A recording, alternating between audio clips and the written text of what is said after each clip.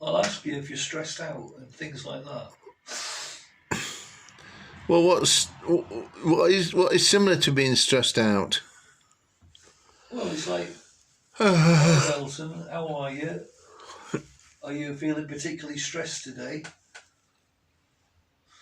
Because I've got a great remedy. You can squeeze my turtle. Tell you what, I might prefer, which would make me less stressed. Could you pass me that kind of hairspray that's behind next to the mirror, the big one? Yeah. Because if you get it on here, I won't have to hold the camera. See, that's like, I'm less stressed already now. Now you can chuck the turtle if you want. So squeezing the turtle didn't work for you, but an aerosol does. Well, it's freed my hands now for catching the turtle. Has the turtle been in space before now? It's basically, I'm just saying, I know you've been stressed for the last few days. Does it ever fly? I've seen it etched on your face, right? The worry and stress. The turtle? The worry and stress that you're feeling. And all I'm saying is, if you want to, I'll give you permission to squeeze my turtle. Well, you're going to throw the turtle to me then? Can it survive? I mean, will you? Because you're being filmed now. It shouldn't be nearly as bad as that footballer who kicked a cat, because you shouldn't go around kicking a real cat. No. Well, this is a real turtle. Gently move it out of the way with your foot, perhaps, but not kick it. No. That was. I think he could have kicked it a lot worse than he did, but it was still bad though. Mm. I don't think it was probably as cruel as anyone's ever been to a cat, but it was, part of the way of worth, and I think the RSPCA did well to take the cats off him. Are you going to chuck us that turtle then? You didn't give me much warning then. Good keeping them. Mm. So you've had nothing to do. You've had very little to do in the whole match, and yet you pulled off a really comfortable save then. In a new game called Turtle Ball.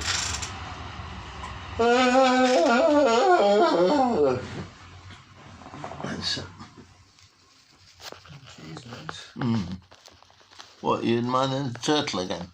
Oh, that lady across the room. Oh, okay. Oh, sorry. I thought you were sort of like... Where's the seaflame today? He's gone wandering. Anyway, are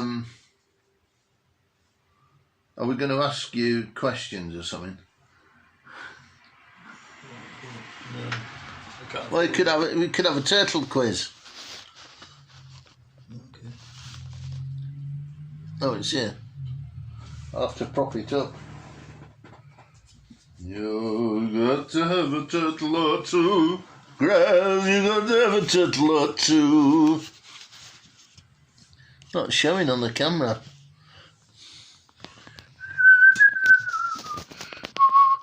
Oh, no.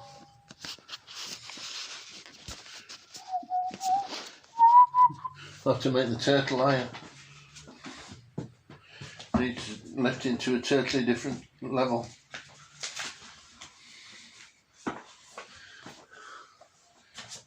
Do it from here. No. So you'll have to ring it, doesn't it? Eh? No, Looks like you'll have to ring it. No, not necessarily. Anyway, we're filming. There, I can see the turtle now. There you go.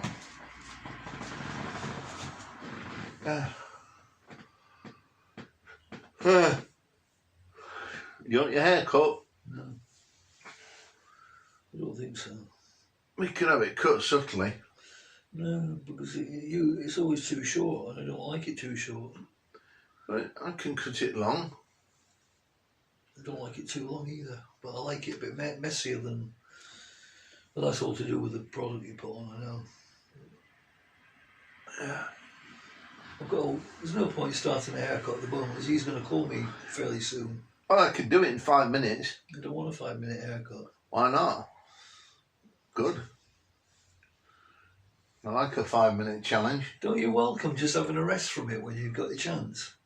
I just thought there's an opportunity, that's all. But we can have a chat. Chit chat. Do you find sometimes... Is the camera on? Yeah, it's filming now. Cool. Do you find artificial women look down on you? Artificial women?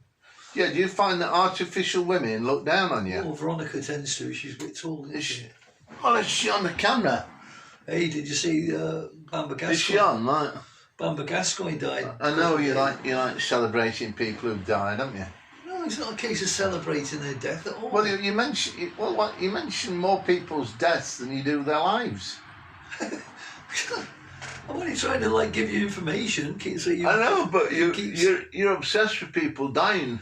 So you can talk to your clients knowing that you've got a good catalogue of stuff you can talk from. Well, I don't think I'm short of things to talk them. You know, you don't have to give me a starter for 10 or anything, or even a starter for 9, or a starter for 8, or a starter for 7. Okay.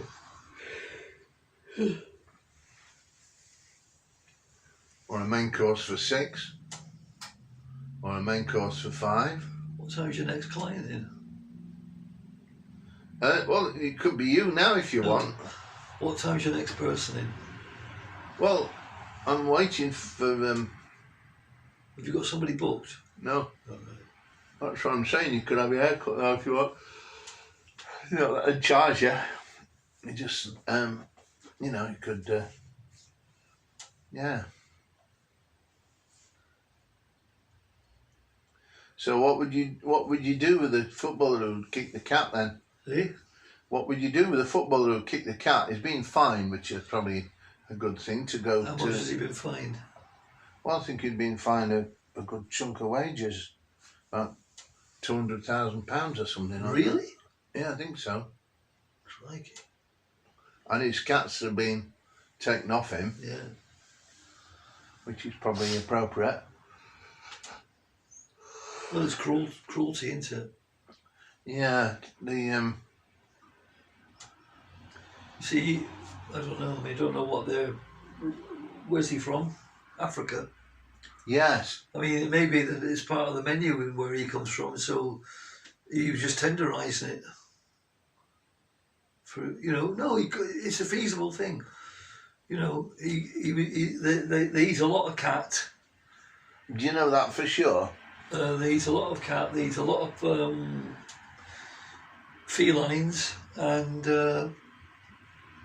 they get them ready by tenderising the meat by kicking the cat. They'd probably kill the cat first. Well, in the Far East, they tenderise the dog meat first before they kill it. Well, that's wrong as well, isn't it? Of course, it's wrong. They eat a lot of greyhound and. Well, it's they take people's pets in Korea and kill them. Yeah, they do. I mean, I think it's... They steal their pets and then they have them for dinner.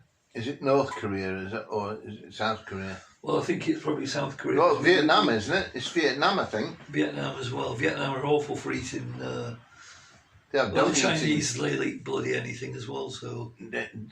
Dog eating festivals. But it's what their culture is, it's what they do. Well... I can understand if people are starving to death and, killing a dog because there's nothing else to eat. But they had a terrible famine in Ukraine, which was apparently started by the Stalin, because they chucked a lot of farmers off the land and because they wanted to standardise it all, but then they didn't leave much food for the Ukrainians to have, so a lot of them starved to death. It was a terrible famine in Ukraine caused by Stalin deciding to, run things in a centralised way, and maybe, I don't know, maybe trying to make people more go with what he wanted. Yeah. He died. What? Stalin. Oh, I know he did. A lot of people were probably very glad when he died. He was killed by, or was it Trotsky that was killed by a pickaxe? I can't remember. Well, you won't remember because you weren't there, but... no, but I mean, I can't remember hearing about it. I think it was Trotsky, because I think in the Stranglers hit, No More Heroes, I think it was. Something to do with... Oh, yeah. Trotsky took an ice pick to I can't remember the whole thing of it. Yeah, I didn't know that was about the... yeah. But I mean, the thing was with those leaders, people like Marx and that Pol Pot, they're all sort of like had a good education. I know, they're all very well educated. Hitler was well educated. Yeah, Hitler was extremely well educated. He was. It was sick though. It was sick brains. I mean, the guy that his henchman, what's his name? Himmler. Not Himmler, no, another guy, a proper evil guy. Reinhard. Oh, yeah. Forget, somebody Reinhard or Reinhard something, I can't remember how it went. Yeah. And he was assassinated when these resistance fighters opened fire on him, you know what I mean? Yeah. And, but he was a handsome fella. Yeah. Well educated, well educated. Yeah. Played violin beautifully. Yeah. You know, and things like that. I mean, it makes me wonder sometimes how these people ended up being so cruel, because what would have happened if there hadn't have been a war? Would they have just been normal people and just doing normal jobs, or what? Well, there's a proverb, and it says, "Above all things, guard your heart. It's the wellspring of life." Did you hear me? Above all things, guard your heart. Oh, yeah. It is the wellspring of life. Yeah. And so if you start doing things... What a tissue? One day, probably. Okay. Will you save me one for next year? No, I'm just asking if you wanted one. Yeah. Don't matter. Yeah. You go off on tangents sometimes when you're speaking to me. I know. But yeah, Reinhold. What's his name now? Evil man. He was the head of the Gestapo. Yeah. Or the secret police or whatever. Yeah, no, somewhere. But you see, the thing is, a lot of people would have gone along with it, you see, because if you think about it, I watched a programme recently about the Germans in Nazi Germany, and, you might have been good friends with a Jewish family, and their children played with your children, that kind of thing, sort of thing. But if you think about it, if they're going to come along and they're going to throw the Jewish family are going to be taken away to a work camp or a death camp, it means that if you want to keep friends with those people, you're going to end up on the train as well, because you're considered a sympathiser. So there's a big price to pay for standing with the supposed inferior race. Yeah. Because I mean, to me, the best people are the most kind and loving people, even if they're mentally handicapped, physically handicapped. It doesn't matter what race they are, if they've got caring hearts. Hitler was trying to create the perfect race, wasn't he? Well, by doing Mengele with his operations and his experiments that he did. Yeah, well, he that was evil. Well, he's probably somebody who just like mucking around and torturing people. But he was a doctor. He was a highly skilled doctor. Well, it doesn't matter. I mean, you can be a highly skilled person to do torture, can't you? You know, Yeah. Just because you've got intelligence doesn't necessarily mean that you've got wisdom. Mm-hmm. You know, you can go around being a real rat bag, and but you know, it fascinates me a bit, I must admit. I'll keep thinking of that the resistance worker in the Ukraine who got executed in front of everybody.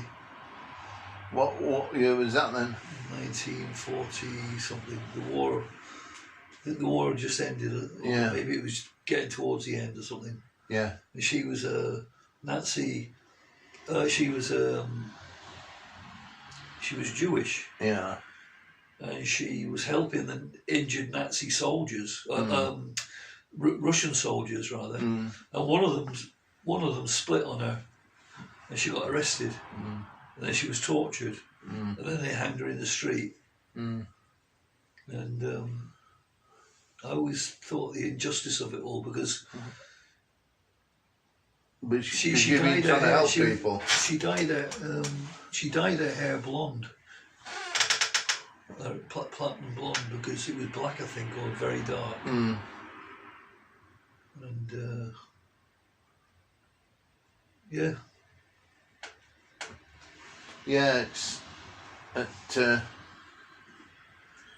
it's important to not go against your conscience, because you can end up in a right.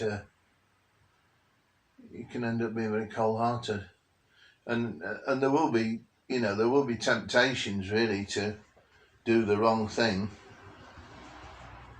I always use the example, if you're doing the bingo and you say you got 10 friends, you say, look, if I win the bingo, I'll split it equally between all 10 of us, sort of thing. Yeah. And then you win the bingo. And you don't do it.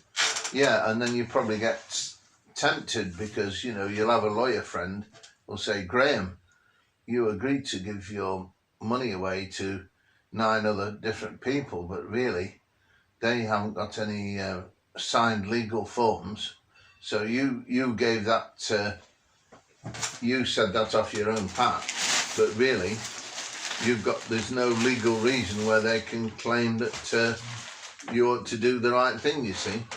But in your heart that what you said, you ought to do the right thing and give them a share. It's true, isn't it? But if you get a lawyer and that kind of thing, they can help you sort of decide that you don't have to do what you say. And that's why you've got to be careful what you say, really, because if you say you're going to do something and then you don't do it, it's a dishonourable thing, isn't it? Do you not feel? 20 to 3.